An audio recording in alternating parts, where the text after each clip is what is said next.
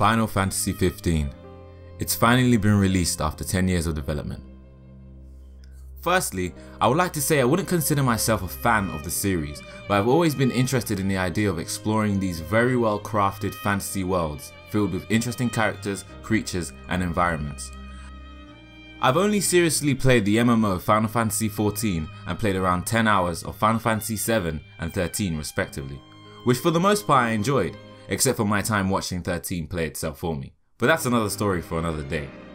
After watching the E3 2013 trailer for Final Fantasy XV, formerly known as Final Fantasy Versus 13, it became something I just had to play. The presentation was fantastic, the story was intriguing, and the gameplay looked action-packed and fun. I'm not the biggest fan of the turn-based combat system in the Final Fantasy games, so seeing Square Enix take the real-time action RPG route got me very excited. It also built some high expectations for myself and I think a ton of other people, which brings me to the first question I'm sure you guys want to know the answer to. Is it worth the wait? Now this is where everything gets complicated because the game shown in that E3 2013 trailer is not the same game we received in late November of this year, and I don't want to judge this game purely on its development time. Instead, I would like to answer this initial question. Is the game good? In my opinion, yeah, it is. However, there are big flaws I'm aware of, especially in the narrative department. This makes it very hard for me to recommend people buy this game right off the bat. Instead, I'll go through different aspects of the game, and if you think you can live with its flaws, I'm sure you will enjoy your time playing and get your money's worth out the game. First, let's start off with the gameplay.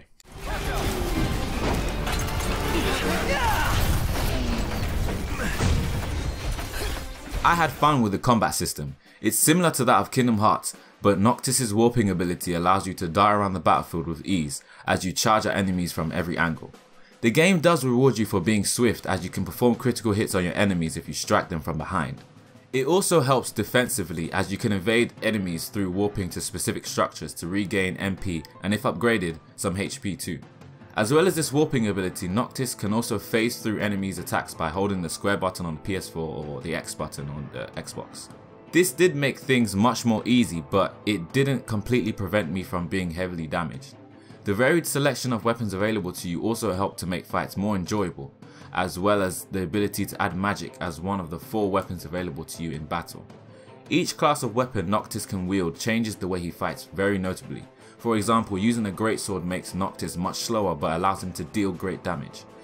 Magic is crafted using elemental energy gathered from sources usually around camps, and can be blended together with items to create buffs or further enhance the damage of a spell. You can also call up your teammates to perform link attacks, which can be changed around to suit your approach in battle. The level up system called Ascension is a very familiar tree system with a lot of upgrades to choose from, like the new link techniques with your party members, increases in overall HP, and so on. Oh, spacious. There's so gonna be a big nasty here. The bigger they are, the harder they fall.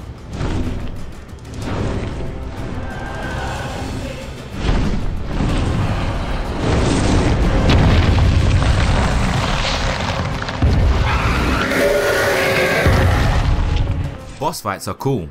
There's a nice number of main and optional bosses all in different sizes with their own unique abilities. Hey, pretty boy. Whoa, what is that? Whoa, oh no, no, wait, dude! That's a turtle! There are also a few cinematic grand scale boss battles that look pretty but don't make you feel like you're controlling much. Instead, you find yourself waiting for the moment a QTE comes up to deal great damage, or hold the attack button while flashy things happen. Also, I would like to mention that this boss battle right here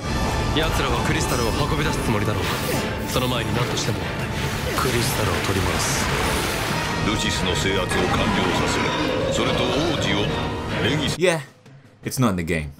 The set pieces we get in the final game are a lot less dynamic. Now, apart from the combat system, there really isn't much else that stands out in this game gameplay wise.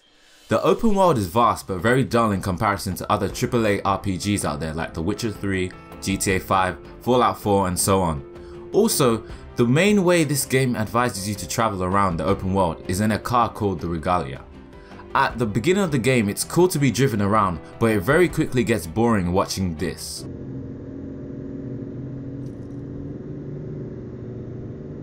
Eventually you can use a fast travel feature, but you still find yourself having to drive to a few places. There is an option to drive manually, but I didn't find it fun at all, mainly because you are put on rails and have limited movement. The side quests are mostly boring, as you become an errand boy, going around fetching items or killing something for whoever you accept a quest from. The only quests other than the story quests I would consider worth your time are the hunts, which can be selected at different restaurants around Eos, and the dungeons scattered around the area.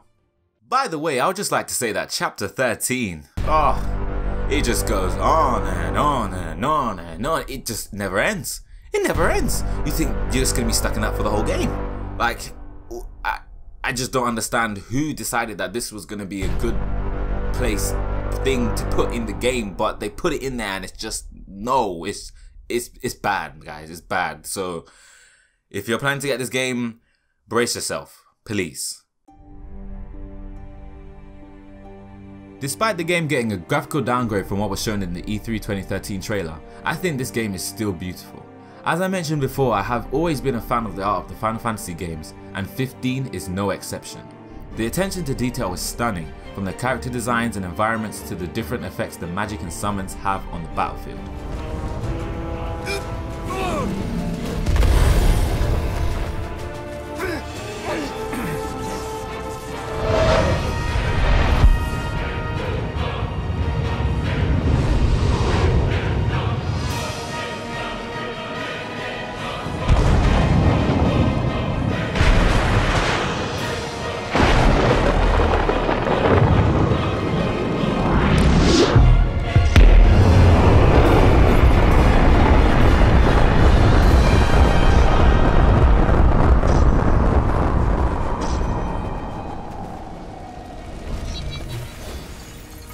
This is the might of the Six.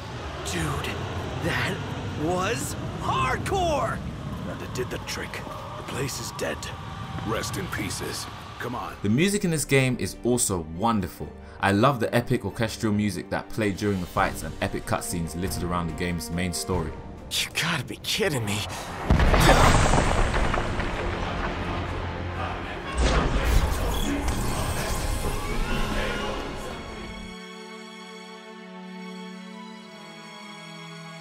The story revolves around our main protagonist Noctis and his three best friends, Ignis, Gladiolus and Prompto, as he sets out on a road trip to wed his fiancée Luna. However, this plan soon turns on its head once the team receive news of their homeland, Insomnia, being invaded by the Imperial Empire of Niflheim.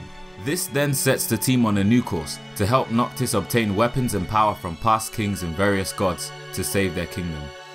The story really pushes the theme of brotherhood between these four, and I think it works well through the way they interact with each other as you play through the game. However, you don't get much backstory on any of the three guards, and the game relies on other media, specifically the Brotherhood anime series, to understand them more. This can be said for pretty much every character of some importance in this game, which brings me to the story's main flaw. If there was one word to describe Final Fantasy XV's story, that would be incomplete. It's no good having a game that must rely on other mediums to complete its story. The game should be a complete package with fleshed out main characters and a story that can be told from start to finish with no glaring absences of information. For example, as I just mentioned, Insomnia is invaded, and for such a major event I was shocked to see this invasion was only covered using one cut from the Kingsglaive film, featuring characters that were never introduced in the game itself and were never mentioned afterward. For people who have never seen the film, this scene would clearly not make complete sense, which is such bad storytelling. Overall, I think Final Fantasy XV was a project that had a lot of potential but fell short of anything great, mainly due to the incomplete story and boring open world. But oddly enough, despite all the issues, I still really enjoyed my time playing the game, putting a considerable number of hours into everything it had to offer, and honestly, I don't regret it. In fact, I'm about to go and play the post-game content right after creating this review. I give Final Fantasy 15 a 7 out of 10.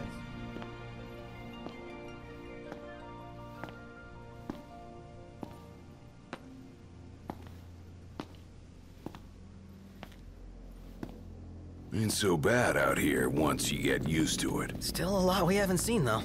And a lot for us to do. Yeah. Buck up. We're just getting started.